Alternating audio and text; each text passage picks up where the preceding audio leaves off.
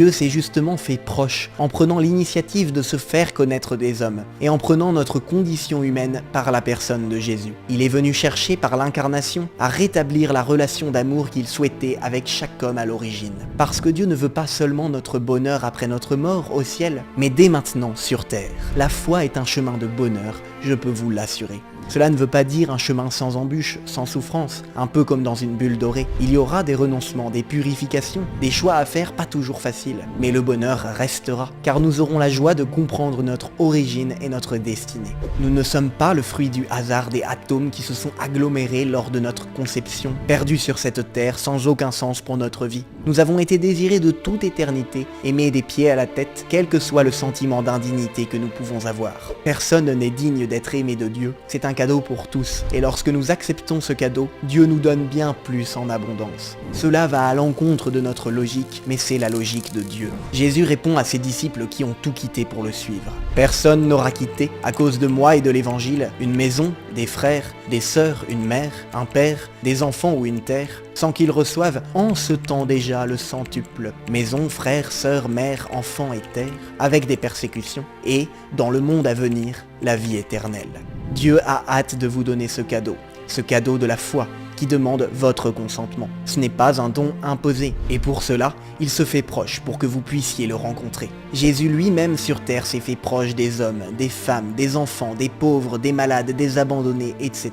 Il s'est fait proche de tous, accessible pour tous. Ce n'était pas un roi emmuré dans son palais où les visiteurs ont besoin d'un laissez-passer pour aller le voir. Chacun pouvait venir le voir s'il le désirait, puisqu'il parcourait la Palestine à pied sans garde renforcée. En fait, la foi débute avec une rencontre personnelle avec Jésus. Car même si votre intelligence est convaincue, que votre volonté est elle-même décidée de chercher à aimer Dieu, vous ne vivrez une vraie relation d'amour que si vous rencontrez l'être aimé. C'est comme si vous vouliez aimer une personne que vous n'avez jamais rencontrée. Cela ne durera pas longtemps. Par une rencontre, en revanche, une histoire d'amour peut commencer et durer. Rencontrer Jésus n'est pas resté le privilège des habitants de la Palestine du 1er siècle. Vous pouvez faire cette rencontre maintenant. Demandez-la. Demandez à Jésus, même s'il vous paraît lointain, ou que vous ne lui avez jamais parlé. Demandez-lui de le rencontrer. Si votre désir est sincère, et que ce n'est pas une mise à l'épreuve, il vous exaucera. Comme il l'a fait pour un braqueur de banque, André Levé en 1969, qui a dit à Jésus dans sa cellule de prison « Si tu existes, je te donne un rencard.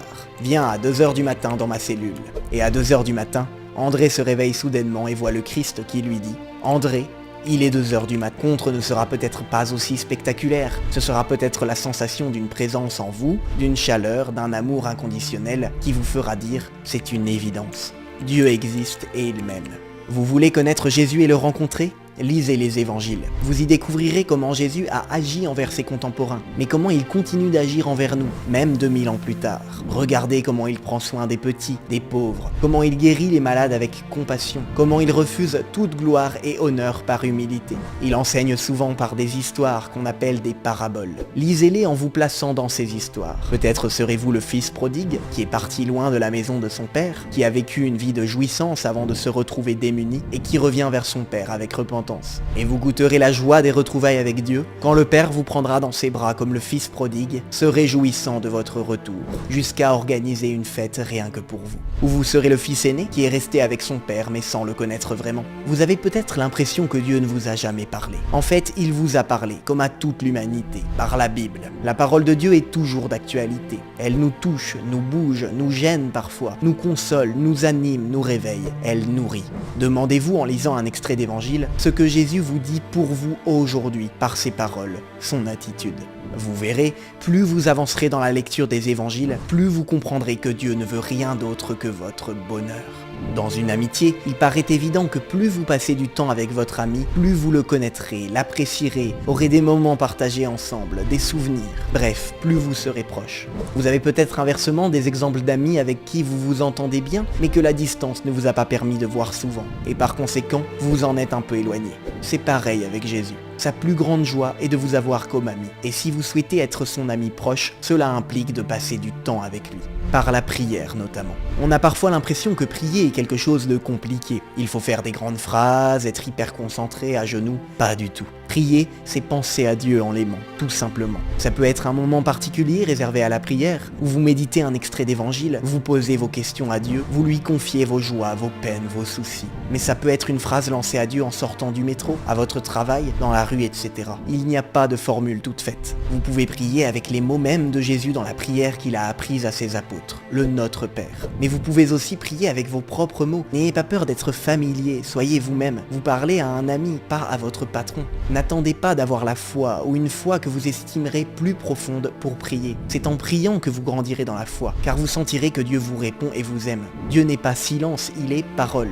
On dit que Jésus est le Verbe qui s'est fait chair pour être entendu par conséquent. Maintenant, il faut se jeter à l'eau. Essayez même si on a peur d'être ridicule ou d'être déçu. Dieu ne déçoit jamais. Il répond parfois autrement que la manière dont on l'avait imaginé, mais il répond toujours. Encore faut-il avoir les yeux pour le voir.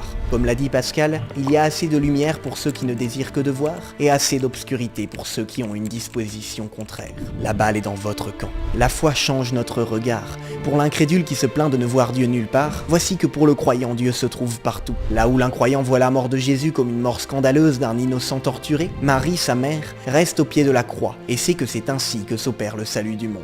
Peut-être que vous hésitez encore. Vous n'êtes pas sûr que Jésus est vraiment Dieu et qu'il souhaite avoir une relation avec vous. Si vous vous rappelez de toutes les raisons de croire que Jésus est bien le Fils de Dieu que nous avons démontré dans cette vidéo, votre intelligence y adhérera. Mais l'intelligence n'est pas suffisante pour croire. Il faut aussi et surtout la volonté. On peut se dire, je suis déjà très heureux comme ça, je n'ai pas besoin de ça. Mais vous risquez peut-être de passer à côté de la rencontre la plus importante de votre vie.